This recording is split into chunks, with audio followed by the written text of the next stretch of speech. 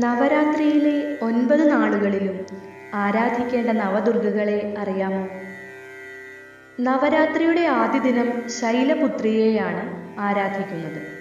9 രാത്രിയും 10 പകലും നീണ്ടു നിൽക്കുന്ന നവരാത്രി ഉത്സവത്തിൽ ആദിശക്തിയുടെ 9 രൂപങ്ങളെയാണ് ആരാധിക്കുന്നത്. നവരാത്രി ദിവസങ്ങളിലെ ആദ്യത്തെ 3 ദിവസങ്ങളിൽ പാർവതി ദേവിയെയും അടുത്ത 3 ദിവസം ലക്ഷ്മി ദേവിയെയും അവസാന 3 ദിവസം സരസ്വതി ദേവിയെയും സങ്കല്പിച്ചാണ് പൂജകൾ. നവരാത്രിയിൽ നവദുർഗകളെയാണ് ആരാധിക്കുന്നത്. 1-ാം ദിവസം ശൈലപുത്രി.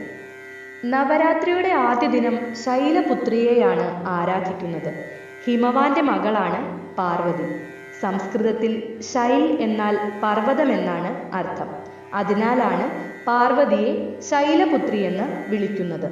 കാളയാണ് ദേവിയുടെ വാഹനം. ഒരു കൈയിൽ ശൂലവും മറുകൈയിൽ താമരയും ദേവി ഏന്തിയിരിക്കുന്നു. 2-ാമത്തെ ദിവസം ബ്രഹ്മചാരിണി. നവരാത്രിയിൽ 2-ാം ദിവസം ദുർഗാദേവിയെ ബ്രഹ്മചാരിണി ഭാവത്തിൽ ആരാധിക്കുന്നു.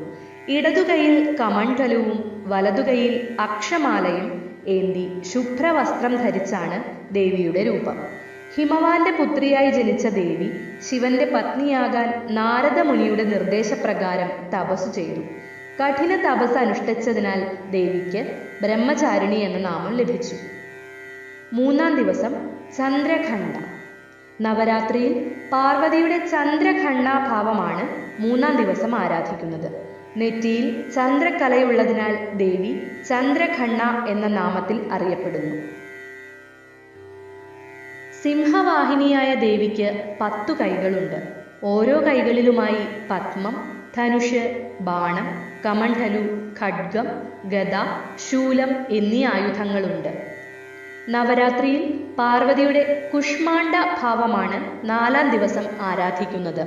സൂര്യദേവന്റെ ലോകത്തിൽ താമസിക്കുന്നവളാണ് കുഷ്മാണ്ഡാദേവി. പ്രപഞ്ചം സൃഷ്ടിച്ച ശക്തിയാണ് കുഷ്മാണ്ഡാദേവി. കുഷ്മാണ്ഡാദേവി അഷ്ടഭുജയാണ്. 8 കൈകൾ ഉള്ളവളാണ്. 7 കൈകളിൽ യഥാക്രമം കമണ്ഡലു, വില്ല്, അസ്ത്രം, കമലം, അമൃതകുംഭം, ചക്രം, ഗദ ഇവ ധരിച്ചിട്ടുണ്ട്. അഷ്ടസിദ്ധികളും നവനിധികളും പ്രദാനം ചെയ്യാൻ കഴിവുള്ള ദിവ്യമാലയാണ് 8-ാം കരത്തിൽ ധരിച്ചിട്ടുള്ളത്. സിംഹമാണ് ദേവീവാഹനം. നവരാത്രിയിൽ 5-ാം ദിവസമായ പഞ്ചമിയിൽ ദേവിയെ സ്കന്ദമാതാഭാവത്തിലാണ് പൂജിക്കുന്നത്. കുമാരൻ കാർത്തികേയന്റെ മാതാവായതിനാൽ ദേവി സ്കന്ദമാത എന്ന നാമത്തിൽ അറിയപ്പെടുന്നു. സ്കന്ദനെ മടിയിലിരുത്തി ലാളിക്കുന്ന മാതൃഭാവമാണ് ദേവിക്ക്. 4 കൈകളാണ് ദേവിക്കുള്ളത്. വലതു കൈകളിൽ ഒന്നിൽ 6 ശിരസോടുകൂടിയ ബാലമുരുകനും മറ്റേതിൽ താമരപ്പൂവുമാണ്. ഇടതു കൈകളിൽ വരമുദ്രയും താമരപ്പൂവുമാണ്. സിംഹമാണ് വാഹനം. ദുർഗയുടെ 9 രൂപങ്ങളിൽ 6-ാമത്തേതാണ് കാർത്യായനി. നവരാത്രിയിലെ 6-ാം നാളാണ് ദേവിയെ കാർത്യായനി രൂപത്തിൽ ആരാധിക്കുന്നത്. സിംഹമാണ് കാർത്യായനി ദേവിയുടെ വാഹനം. 4 കൈകളുള്ള ദേവി ഖഡ്ഗവും പത്മവും കൈകളിൽ ഏന്തിയിരിക്കുന്നു. കഥൻ എന്ന മഹാഋഷിയുടെ പുത്രനായിരുന്നു കാത്യൻ. പുത്രിമാർ ഇല്ലാതിരുന്ന അദ്ദേഹം ദുർഗദേവിയെ പുത്രിയായി ലഭിക്കുന്നതിന് മഹാതപമനുഷ്ഠിച്ചു. കാത്യന്റെ പ്രാർത്ഥനയിൽ സംപ്രീതയായ ദേവി കാത്യന്റെ പുത്രിയായി ജനിക്കുമെന്ന് അനുഗ്രഹിച്ചു. കാത്യന്റെ പുത്രിയായതിനാൽ ദേവിക്ക് കാർത്യായനി എന്ന നാമം ലഭിച്ചുവെന്നാണ് ഐതിഹ്യം. 7-ാം ദിവസം കാലരാത്രി ഭാവം. കാലരാത്രി എന്ന ദേവി അവതാരത്തെയാണ് നവരാത്രിയുടെ 7-ാം ദിവസമായ സപ്തമിക്ക് ആരാധിക്കുന്നത്. കാലരാത്രി എന്ന രൂപം ധരിച്ചാണ് ദുർഗാദേവി രക്തബീജൻ എന്ന അസുരനെ വധിച്ചത്.